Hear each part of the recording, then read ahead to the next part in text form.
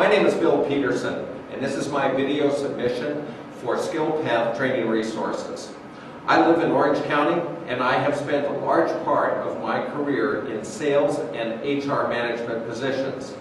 As a result of my passion for training, I'm used to traveling 2 to 3 days a week, both locally as well as throughout the Western United States.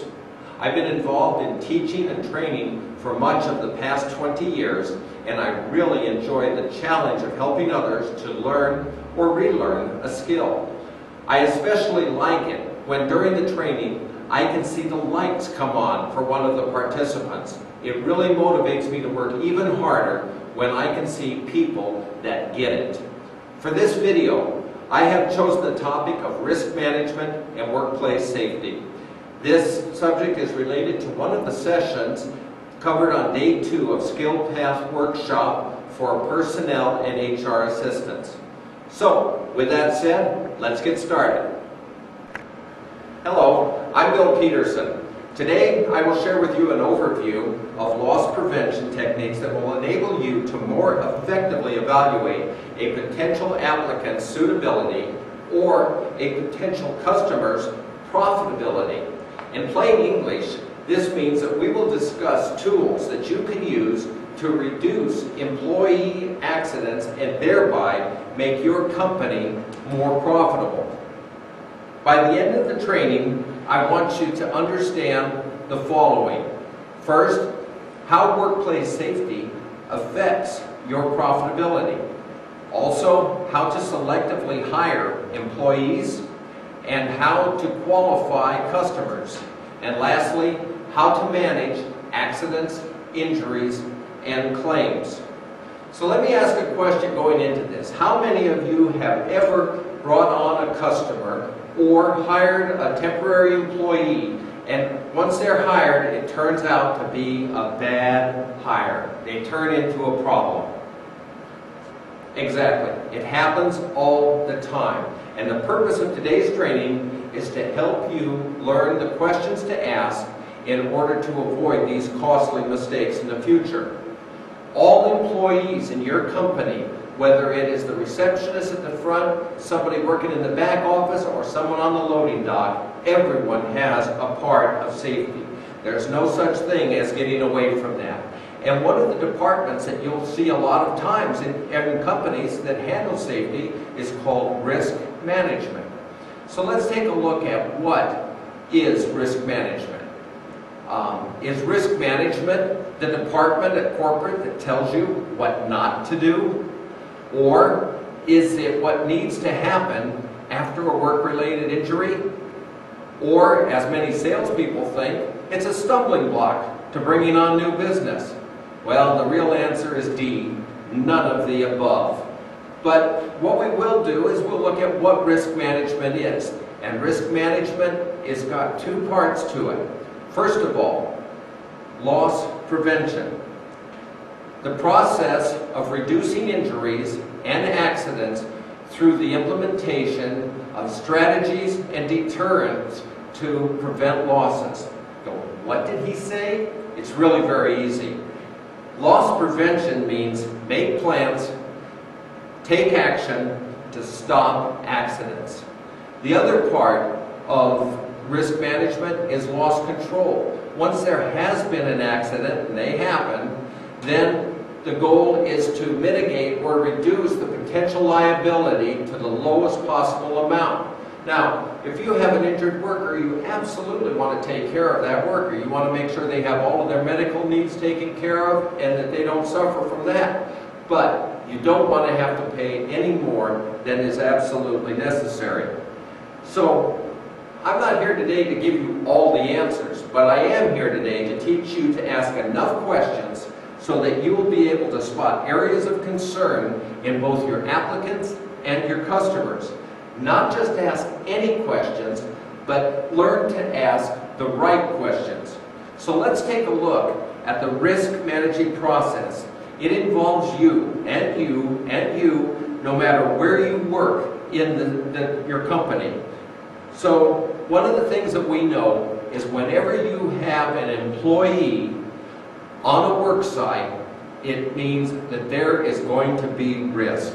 There's nothing that you can do to avoid that. It's always there. And when an accident does happen, then the expense and your control of that expense goes on and on and on. So why is it important to identify poor employees and safety issues? Well, as we look at these pictures, we get kind of an idea. First of all, this one looks pretty good. They have this nice walkway and everything else, but they have a table sitting in the middle of it and an extension cord running across it. Doesn't seem like a good thing. And I don't think we need to talk too much about what's going on with this guy sitting on the edge of a roof up there, whether that is really safety or not. So our goal is going to be to minimize the financial loss in order to maximize your profits.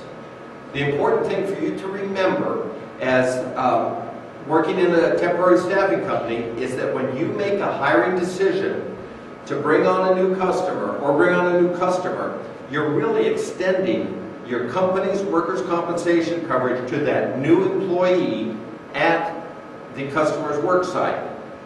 So when the hiring decision is made, the risk is assumed. And obviously, the goal for a staffing company is to effectively qualify new employees and customers. So, why is there a need for risk management? Well, a few things. Staffing companies assume the risk when hiring, just as we just covered. And as soon as it's filled, there's a risk that gets started.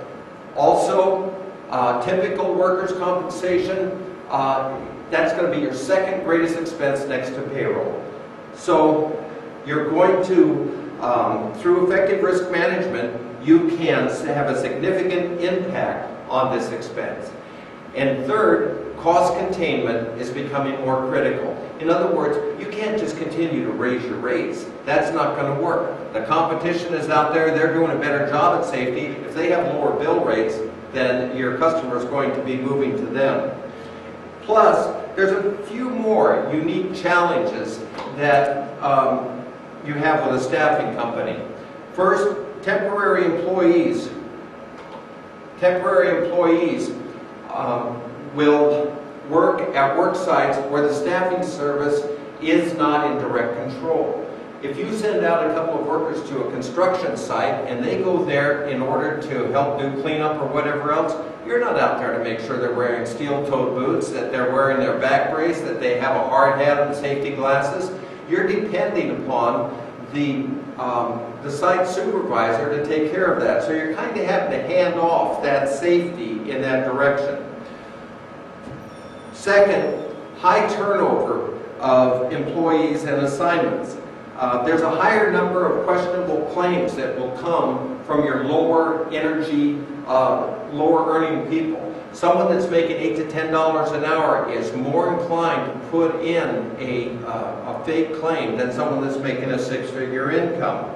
So you're often dealing with lower wage scales, and this can have a big impact. In many cases, you have to remember this: the job orders that a temporary staffing service receives from a company, a lot of times it's because they do not want to put their own employees out on that job because they feel it's too dangerous. So you really need to consider when you're sending someone out there, is this a place that you really want to have your workers?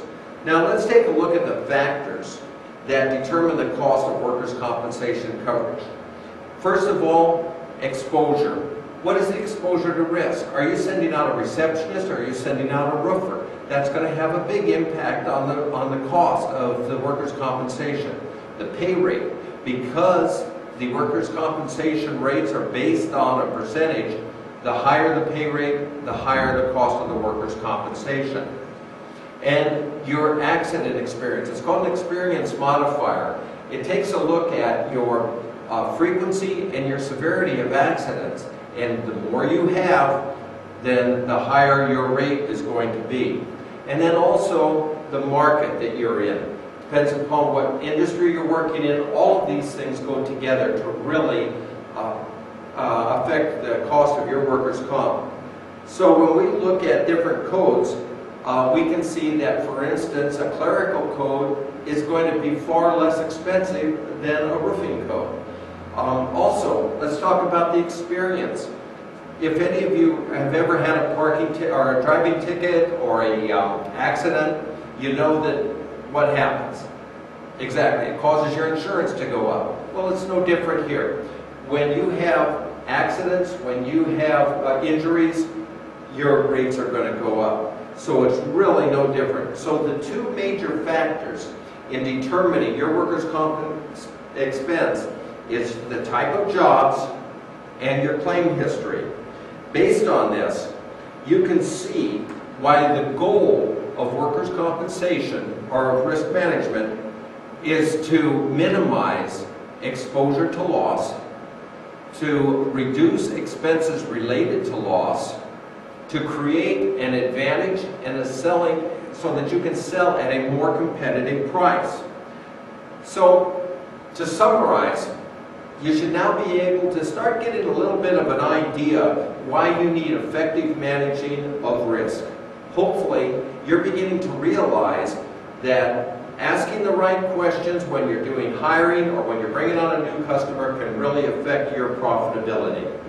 Risk management and worksite safety should be the #1 cost containment strategy for a staffing company.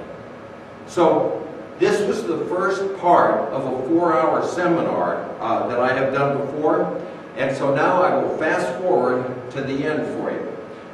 Today's objectives. Let's revisit what we hope to accomplish during today. First of all, how risk management affects your profitability, how to selectively hire employees, how to qualify customers, and how to manage accidents or injuries when they do happen. So I would hope that you would have a better idea on each of these things. And I had also a couple of goals for today, and those goals were to first of all, make it less painful for you than you thought it would be to have this training, and also to make it more productive and profitable for every position in your company so that they will see why it's important for them. And remember, workplace safety is simply the process of identifying red flags and asking enough questions about them to make profitable decisions. So I thank you very much for being here today, and I trust that you'll go away with something worthwhile. If you have any questions, I'll be here and I'll be happy to answer your questions. Thank you very much.